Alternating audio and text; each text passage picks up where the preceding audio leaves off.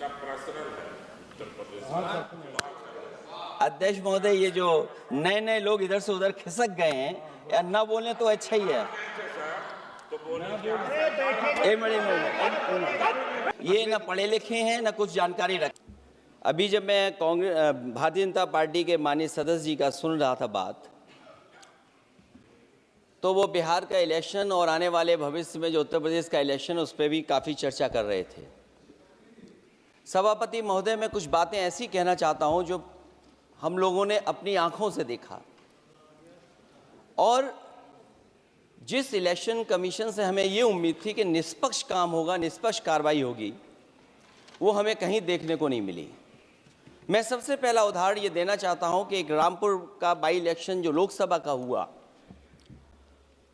जब लोकसभा का चुनाव बाई इलेक्शन रामपुर का हो रहा था, तो भारतीय जनता पार्टी की सरकार के मुख्यमंत्री जी और पूरी भारतीय जनता पार्टी ने यह तय किया था कि समाजवादी पार्टी यहां से नहीं जीतेगी, यहां से भारतीय जनता पार्टी जीतेगी।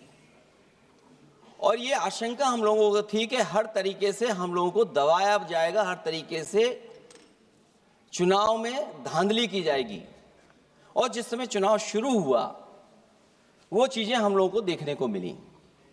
सभापति महोदय, वोटिंग के दिन, जिस दिन वोट पड़ रहा था, उस दिन हम लोगों ने देखा कि किस तरीके से पुलिस और पूरा प्रशासन इस बात पे लगा हुआ था कि कोई भी वोटर घर से न निकले।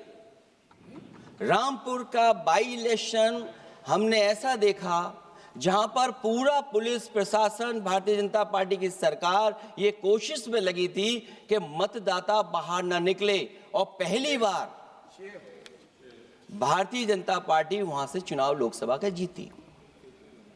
ये बाई इलेक्शन लोकसभा की बात कर रहा हूं मैं, और एक एक घटना की सूचना हम लोगों ने इलेक्शन कमीशन को दी है। एक एक घटना के पुलिस क्या कर रही है, पुलिस कहां बैरिकेडिंग लगाई है, पुलिस कहां रोक रही है, कौन पुलिस का अधिकारी कहां जा रहा है, डीएम क्या कर रहे हैं, कमिश्नर क्या कर रहे हैं। और उसके बावजूद भी इलेक्शन कमीशन ने एक भी किसी के खिलाफ कार्रवाई नहीं की। अध्यक्ष महोदय, जब हम ये बात समझ गए कि इलेक्शन कमीशन बायस्ड है, अध्यक्ष महोदय, ये जो नए नए लोग इधर से उधर खिसक गए हैं, या ना बोले तो अच्छा ही है।